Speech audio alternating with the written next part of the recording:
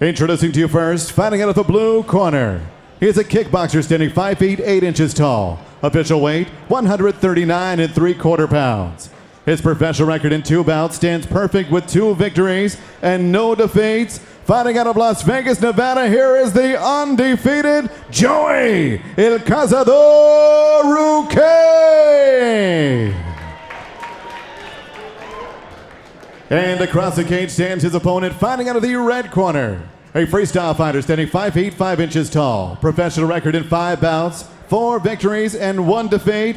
Fighting out of Wapato, Washington, here is Gustavo Lopez. Once again, referee Michael Bell with the final instructions.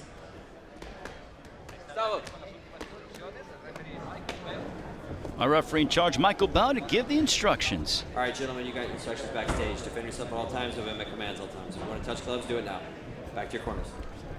Here we go as we get set for Gustavo Lopez and Joey Ruquet. Ruquet out of the blue corner, Lopez out of the red. Our opening matchup here, Combate Americas goes Hollywood. Ready. Let's see if they present some high drama as we are underway.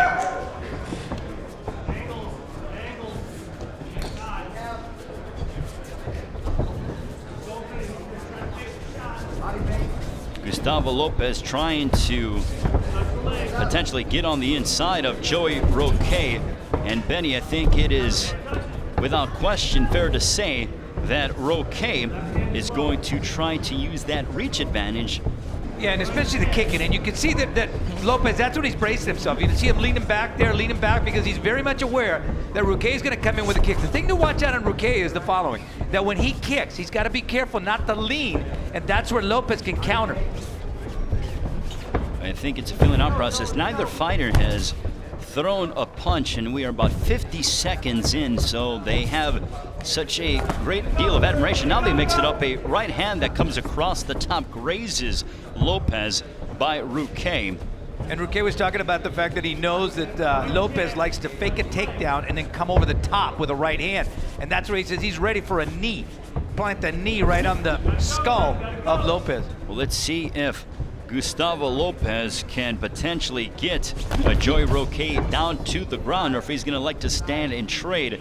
I'm actually interested and a little perplexed that Ruquet has not thrown a jab as of yet.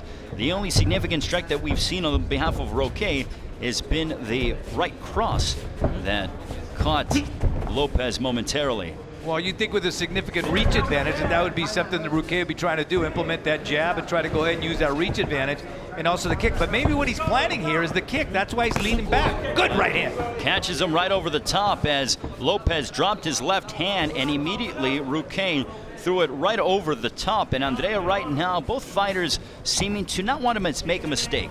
I think right now, usually the first 2 minutes of every fight, you know, the opponents want to measure their distance, to try their opponent to try to measure, you know, their movements, their hip movements, to see their weak points. So I guess that's what we're seeing right now in this first two minutes. And as Lopez gets on the inside, he gets tattooed by a sharp right hand that caught his cheek.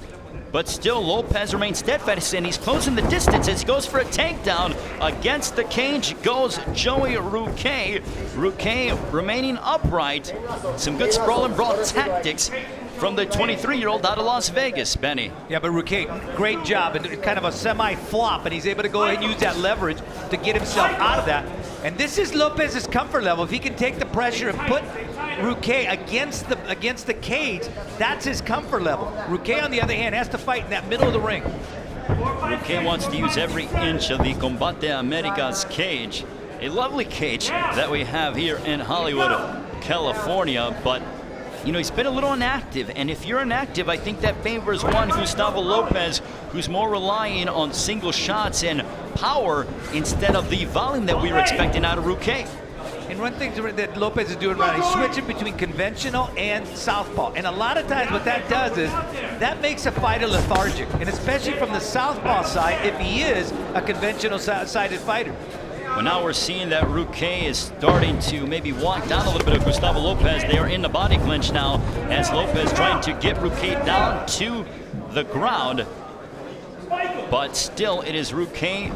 Nice job to remain with his vertical base. A body lock now by Gustavo Lopez out of Wapato, Washington, seeing if he can get a little bit of a judo throw, almost there, but to no cigar, as Ruquet showing great athleticism to keep himself standing. And that's that Sambo training. Sambo is so good. The Sambo masters are so good at establishing leverage and getting themselves out of those situations where the other fighter is trying to impose his weight on him. So great job right there by Ruquet. I completely agree with you, Ray Flores. Benny Ricardo, Andrea Calle here. Cage side for Combate Americas here in Hollywood, California. The final 35 seconds approaching of round number 1 in what has provided in spurts non-stop action. More of a feeling out process, but it looks like that is starting to go by the wayside as we're seeing again that Gustavo Lopez goes from conventional southpaw. And Benny, I think it's fair to say that when he keeps doing that, he's almost confused because he doesn't know how to get on the inside of Joey Ruquet. But Ray, what I saw was the kick. From the southpaw, he wants to kick, so that's something to look for. And now it is Joey Ruquet trying to throw some shots, and that is the end of round 1. I have to agree with you. The trade-off takedown was done by Gustavo Lopez, and I think the judges like the person that is applying more pressure. So in that case, first round, I would also give it to Gustavo Lopez. Well, Lopez again continues to go from conventional to southpaw and so on and so forth, whereas Ruquet now is kind of coming forward, lands a nice head kick that grazed the chin of Lopez. And a nice takedown, though, by the 26-year-old out of Washington State, as now he has Joey Ruquet inside control.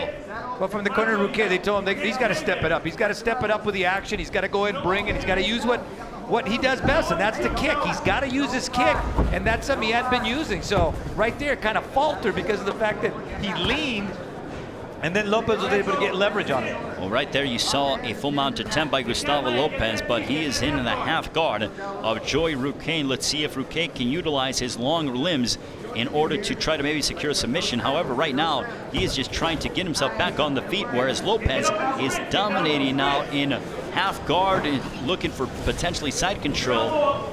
But I think he's content at this point, Benny, to remain in a dominant position. He's trying to get that left leg on the right arm of Joey Ruquet and isolate it. That way he can throw some elbows. But nice job. That's some jiu-jitsu standout out of Joey Ruquet to keep himself from absorbing a lot of elbow strikes from close quarters. But Ray, you know what? He's using up a lot of energy. That's a lot of energy he's using down at the bottom there, trying to go ahead and sustain the weight of Lopez. Lopez right now, he calls himself a grinder, and that's what he's doing here. He's perfectly patient to remain here and just grind away, you know, establish that nice grapple hole right there on him. He's pounding away on the side of the head of Joey Ruquet. And Andrea, right now we are seeing that Gustavo Lopez has really kind of gained control of the fight as we are approaching 3 minutes to go in the second round. I agree with you. We see Gustavo really has done the pace for this first 2 minutes of the second round. He has the control. He did the takedown, and you know,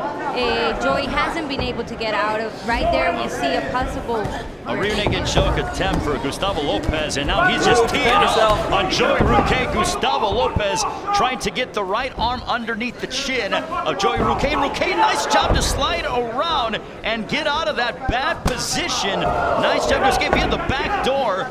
And now he remains in half guard. A little bit of a sprawl there that we saw as Ruquet was able to get out of that bad position. But now he is once again in half guard, where Gustavo Lopez is more than content to land elbow strikes from very close distance, Benny. And then from that half guard, he's putting that weight on him and stuff. He's trying to get that 90-degree turn on that one side there. But Ruquet is very, very slick. He's almost like a snake slithering his way through there to avoid any kind of good solid hold on the part of Lopez. Well, and the more you decide to go ahead and now full mount for Gustavo Lopez, this is not where Joey Ruquet wants to be in whatsoever. Now he is just kind of giving up his back momentarily. Going for the rear naked choke attempt is Gustavo Lopez. Some sprawling now as he's trying to get the left leg loose.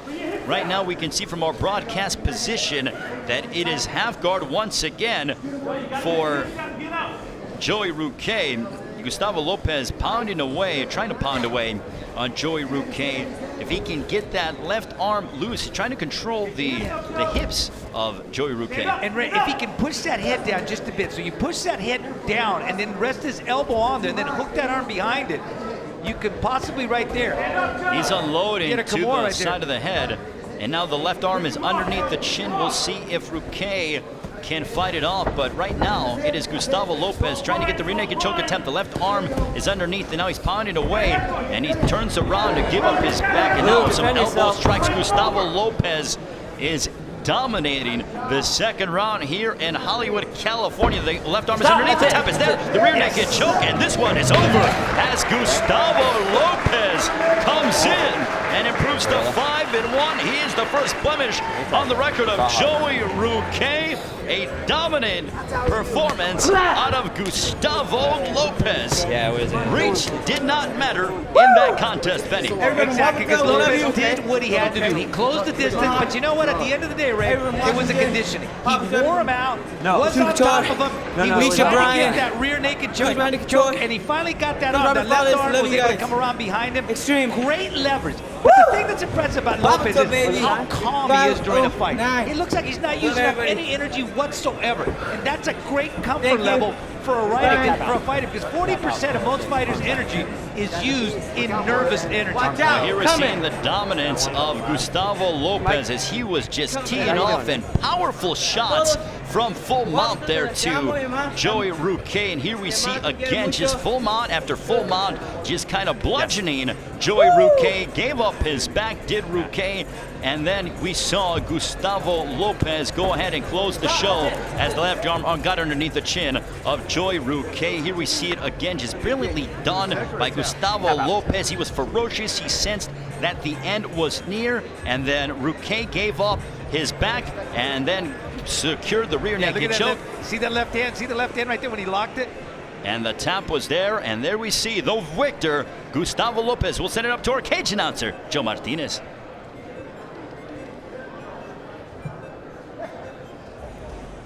Ladies and gentlemen, the end comes at the official time. 4 minutes, 6 seconds, round number 2. We have your submission. Tap by arm triangle for your winner, Gustavo Lopez. Yeah!